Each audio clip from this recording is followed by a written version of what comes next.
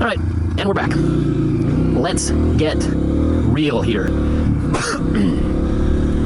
Let's get real. Wow, the last couple of weeks, I have been so depressed that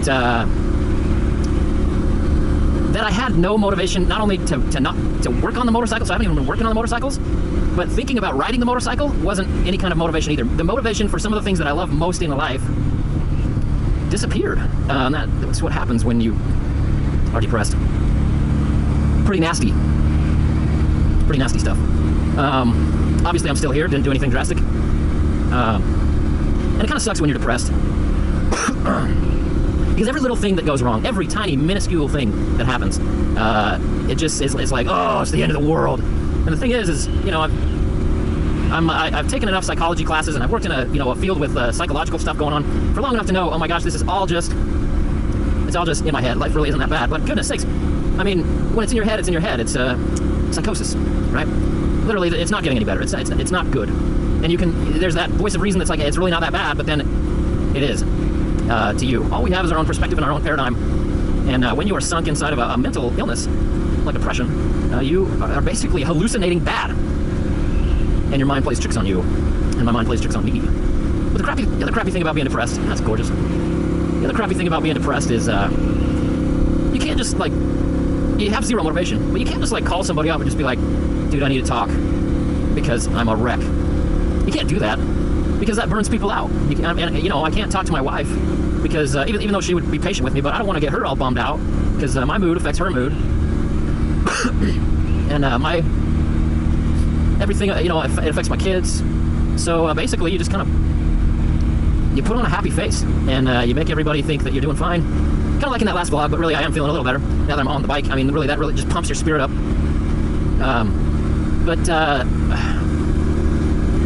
It's just crappy because you don't want to talk to anybody about it, because whether it's true or not, you know, whether it really is going to bring somebody down or not, you don't want to talk to people, even your closest friends or even my wife. I don't even want to talk to her about it because it's just so, it just brings you down. So yeah. So, you know, that's what this video is for. I'm going to vent a little bit. I'm just going to talk about stuff. And I thank you personally for hanging in there. Now, here's a disclaimer. Here's some, whenever I post a video that gets real like this, that you know, I talk about depression, I always get a lot of, messages and people telling me about their bouts with depression and people saying they're sorry. I'm sorry, you know, I don't want to seem like a complete Delta Bravo, but I don't want any of those. I just kind of want to, you know, go ahead and leave a comment or something, but I don't want any personal messages. Wow, yeah, I totally sound like a Delta Bravo. Hey cow, don't run in front of me. Ooh, eat the grass. Anyway, so yeah, you just throw on this happy face, and it's just like, oh yeah, I'm doing fine. Yeah, I'm doing fine. But realistically, every little thing that's happening is just driving me down. Oh, it is nice to get out here. Not only is there this beautiful stuff to see and kind of the glow of evening sunlight, but there's also the smells. I mean, it's kind of that fresh pasture smell, not like poop, but like grass and hay. And then there's the river right there that is really nice because it makes the whole atmosphere right here cooler. And when I go just a little further away from the river over here, it's warmer. And when I come over here, it's cooler again. It's really neat. Back on topic though. So, you know, there were glimpses of hope here and there for my job and other positions opening up that were kind of glimmers of hope. You're a cow and I don't want to run into you. You got snot hanging out your face. Good for you. I do too. It's just mine you can't see because it's behind a helmet. So good on you, cow, for being yourself. So being sick, that's something. When you don't have any more sick days at your job, and you're just like, all right, I go to work sick, put on a smiley face, it's no good. The job that you know you're not going to have next year, you know, I was saying there's some glimmers of hope. Those have all gone the way of the buffalo. And then there's kind of always that realization at the back of your mind where it's like, you know, am I even a good special education teacher? Am I even a good teacher, period? Am I helping anybody doing what I do? Because realistically, a lot of my kids, they stay kind of stagnant with, you know, their educational progress. So am I really doing any good? And do I really enjoy that job enough to take it and be away from my kids and do that, you know? So when I do, you know, apply for a new position within the district, it's like, do I really even want to do this? Or do I want to spend more time with my kids? And then you get thinking, well, I'm not much good to my kids because I'm such a wreck. And then it all goes downhill from there again. That's cool. Over there. The motorcycle being down has been a massive downer. I mean, think about your fuel not for a living necessarily, but one of your passions in life being down, not being accessible. To ride again is almost like after you've been injured for a long time. Like, you know, I've broken my ankle 6 times skateboarding, in the past, and every time I thought, oh, I'll be okay, snap. Anyway, you know, not being able to walk for extended periods of time is akin to me, I know this is kind of extreme maybe, but it's to me akin to not being able to ride for a long time. I mean, riding really is what gets me pumped up, gets me out of the funk. There's only one other thing that can do that. Well, not one other thing, but there's my family. And I'm trying so hard many times to just block it out, to try to, you know, be happy and be dad and be, you know, put on a smile for them. But sometimes that in and of itself kind of drags you down the bridge. So anyway, you guys, here's the thing. I'll probably announce it in another, you know, not unlisted video, but a public video. But I'm going to be making another channel. I'm actually making several more channels. I'm making an education channel. I'm making kind of a personal vlog channel. That's what I want to talk about most of all. I'm making a private channel where I get crazy with politics and all that stuff, talking about the inside scoop of special education and whatnot. And then I'm making a channel where I'm going to have an audiobook, read my book that I wrote. So this channel that I'm going to start, the personal vlog channel, it's basically going to be, and you'll probably hear this again soon enough, but it's going to be this, you know, kind of a quest. I'm depressed. I don't take meds for it. I have nothing against taking meds for it. But what I have taken, it just seems not to, it's not real. You know what I mean? It just doesn't, it seems like I'm in a la-la land. And maybe that's the problem. Maybe I'm kind of content with my, my lower than average happiness set point. Don't get killed here.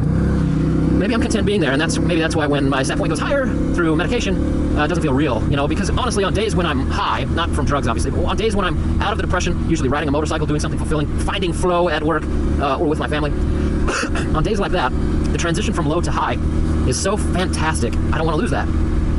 Because it's something else to be low and then transition to feeling great of your own accord. There's power in that. There's power and there's hope of escape, temporary escape from those kind of doldrums of depression, or at least dysthymia.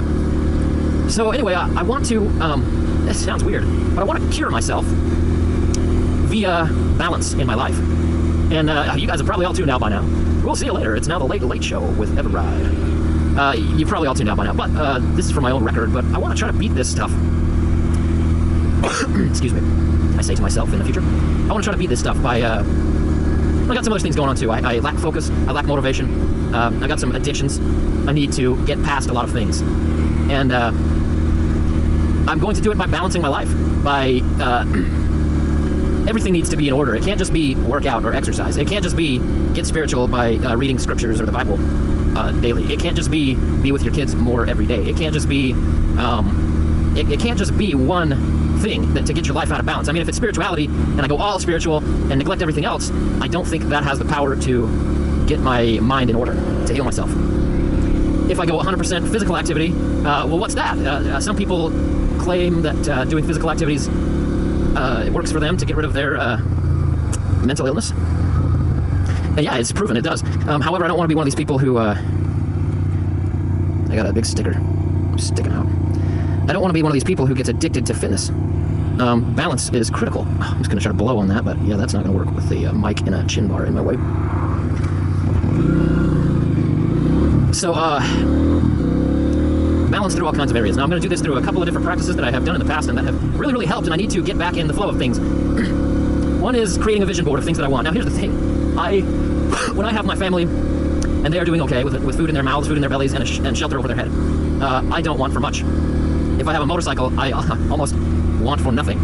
And life is very, very good. I don't need a lot. I don't need new things. I don't need the latest and greatest. You know, people put all kinds of crazy things on their vision board. They want new cars. They want piles of money. They want stuff like that. There's a few things that I'm going to put on my vision board, and it's just kind of a rough mind draft. It's in my mind. The rough mind draft right now of the vision board, but I want, across all of my channels, 100,000 subscribers. That's pretty big. That is big. I'm nearing 10,000. I'm going to hit 7,777 here in a couple of days. What else? I want to pray every day, at least morning and night. I want to read my scriptures every day to complement the spiritual side. I want to meditate every day. I want to work out every day, whether that's running, probably just a mile, or doing calisthenics, push-ups, sit-ups, pull-ups, that kind of thing, riding my motorcycle intensely. That's just for fun. That's something I want to do. I want to have a body like Batman, so that's going up on the vision board. But anyway, how I plan to do this stuff is by making what I used to use, and what does that even mean? Save energy, save spa day? Huh. That's a tangent. should have gone through Kayenta. It's kind of an interesting drive. And I'm still scrubbing in the tires and still vlogging away for you guys with a super long vlog. This is going to take a long time to upload. Anyway, let's not make it much longer to upload. So, it's called a scorecard, and the purpose of a scorecard is to basically have... Oh, is there a car behind me? Nope. No, well, way back there. The purpose of a scorecard is basically to say, okay, this is my daily routine, and you have boxes. Lots of little boxes and lots of your goals, and you have your mission statement and your vision statement up there. And then you basically fill in the boxes, the number of whatever you are doing to achieve your goals. So in my case, you know, let's go just physical right now. No, let's go a bunch. Physical. I would want to write down how many push-ups I do. So I do 25 push-ups. How many sit-ups do I do? 60 sit-ups. How many pull-ups do I do? 10 pull-ups, whatever. And then that way I can see, you know, let's say one day I'm sick, like today, like the last 2 weeks. Then I can do, the purpose is to keep your scorecard going every day. Except for in my case, I'm going to leave Sundays out. I have religious beliefs that kind of conflict with doing much on Sunday. And as I'm trying to become a more spiritual person, I want to keep those religious beliefs serious. Anyway, and then as for, you know, for spiritual, how many verses of scripture did I read in a certain day? How many times did I pray? I mean, you know, if you're a spiritual person, if you're a religious Christian, you know that, you know, you're not supposed to be, like, shouting your prayers out on the streets to be heard of men, but praying in your closet to be heard only by God. And the thing is I want to be able to track how many prayers I say. Because the scorecard's not for you, and it's not to be seen by other people, to be lauded or anything like that. It's for you. It's for me. If you do a scorecard, if you jump on, it's you know, you can make up your own. So it is for you, but it is for me. I'm gonna go this way. And jeez, that was dangerous. So yeah, I want to be up next to these cliffs, beautiful cliffs. So the scorecard, you know, and say for mental preparation, how many pages out of a book did I read? An academic book. And then also one of my priorities is something that needs to be balanced, obviously, is always going to be economical. I need, you know, when I was younger, I did not need to provide for anybody but myself. Now I need to provide for 3 other people. And I will.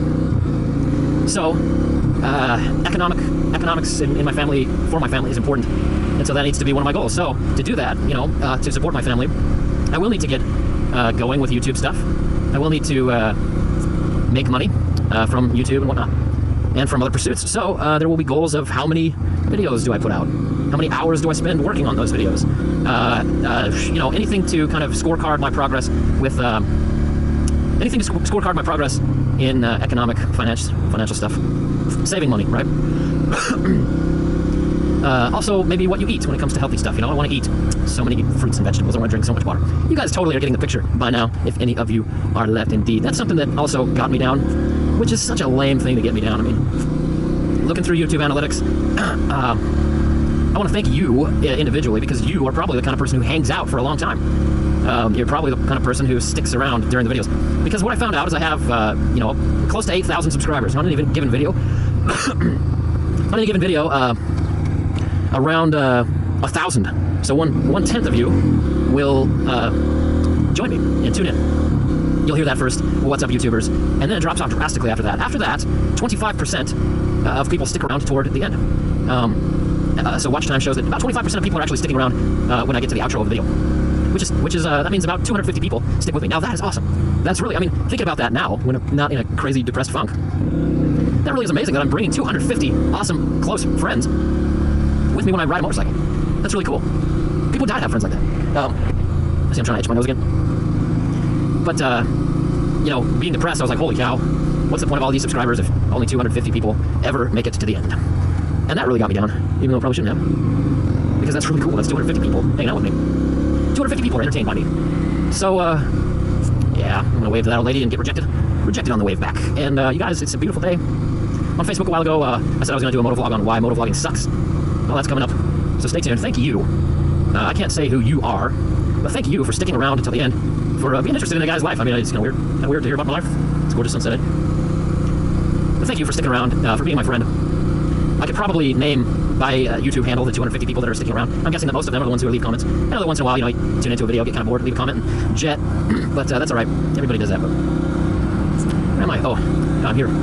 That is always the answer. Let's do a little of this. Wow. Okay, so now it's to the point of wasting your time. So thank you guys. I really do very, very sincerely appreciate you for sticking around so long. And, you know, I'll talk to you later. It's time to end this bad boy. So thanks again. We'll talk to you later. eveRide out.